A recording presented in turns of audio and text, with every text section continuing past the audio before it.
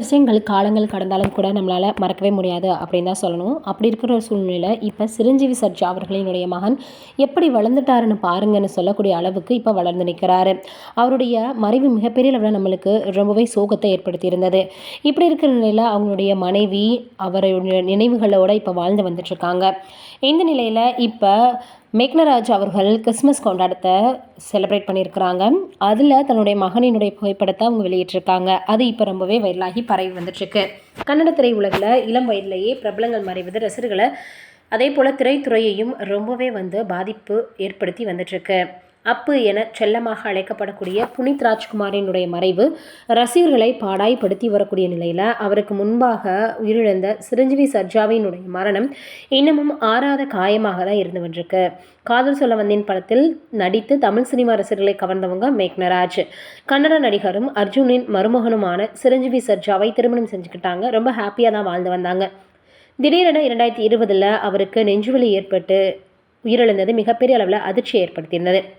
வயிற்றில் கருவை சுமந்து கொண்டு இருக்கும் போது திருமணமாகி 2 ஆண்டுகளே ஆன நிலையில் குழந்தை பிறப்பதற்கு முன்னதாகவே கணவர் உயிரிழந்த வழியை மேக்னராஜ் கடந்து வந்ததே பெரிய விஷயம் அப்படின்னு எல்லாருமே சொல்கிறாங்க. தனது மகனுக்காகவே வாழ்ந்து வரக்கூடிய மேக்னராஜ் கிறிஸ்துமஸ் பண்டிகையை மகனோட இப்போ பார்த்தோம்னா கொண்டாடி அந்த புகைப்படங்களை சமூக வலைதளத்தில் வெளியிட்டிருக்காங்க.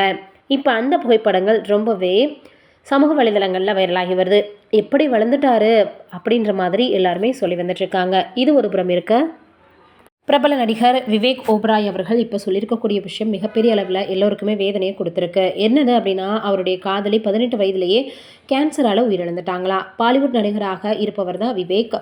இவர் பிரியங்கா ஆல்வாவை கடந்த 2010ஆம் ஆண்டு திருமணம் செஞ்சார். இவர்களுக்கு அமயா நிர்வாணா மற்றும் விவான் வீர் அப்படின்னு 2 குழந்தைகள் இருக்காங்க. சமீபத்தில் ஒரு நேர்காணலில் பேசினவர், நான் பள்ளியில் படிச்சுட்டு இருக்கும்பொழுது ஒரு பெண்ணை விரும்பினேன். அவங்க தான் என் வாழ்க்கையின் துணையாக வரணும்னு நினச்சேன். கிட்டத்தட்ட 6 ஆண்டுகளாக நாங்கள் உறவில் இருந்தோம்.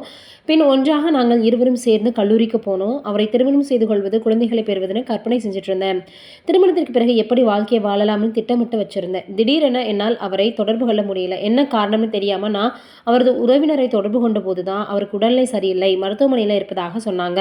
உடனே நான் மருத்துவமனைக்கு போனேன். அவர் கடுமையான லிம்போபிளாஸ்டிக் லூகேமியாவின் இறுதி கட்டத்தில் இருந்தது தெரிய வந்துச்சு. எங்களுக்கு ரொம்பவே இது அதிர்ச்சியாக இருந்துச்சு. நாங்கள் எவ்வளவு முயற்சி செய்தும் அவங்கள காப்பாற்ற முடியலை. நான் உடைந்து நொறுங்கிட்டேன். அப்போது அவங்களுக்கு 18 வயது. அவர் இல்லாத உலகத்தை என்னால் ஏற்க முடியலை. நீண்ட காலம் அவருடைய வாழ்வில் இருந்து என்னால் வெளியவே வர முடியாத அளவுக்கு நான் இருந்தேன்னு இப்போ அவர் ரொம்பவே உருக்கமாக பேசியிருக்காரு. இதை பார்த்துட்டு ரசிகர்கள் காலம் எல்லாத்துக்கும் பதில் சொல்லும், இதுவும் கடந்து போகும் அப்படின்ற மாதிரி அவருக்கு ஆறுதலை தெரிவித்து வந்துட்டுருக்காங்க. நீங்கள் என்ன நினைக்கிறீங்க இதை பற்றி அப்படின்றத மறக்காமல் கமெண்ட்டில் சொல்லுங்கள்.